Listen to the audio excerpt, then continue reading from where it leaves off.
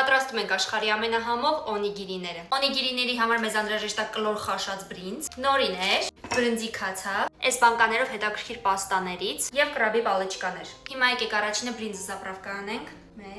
1, 2, 7 թեյի գթալ քացախ ենք անում, 4 թեյի գթալ շաքարավազ եւ 1.5 թեյի գթալ էլ թառնում ենք։ Վերածում ենք փրթոնների կրաբի պալեչկաները։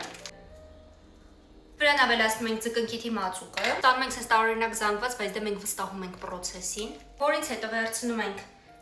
մի բուռ բրինձ, մեջը դնում ենք մի քիչ միջուկ ու փակում ենք բրնձի մի շերտով։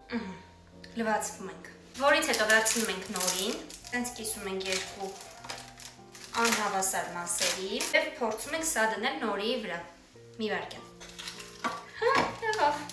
Իմը մի քիչ բարուր ստացվեց, ոչ օնիգիրի, բայց ես գոհ եմ մեկա երեխեք։ Նայեք, որ սենց էման եռանկյունի էլ է դառնում, սենց։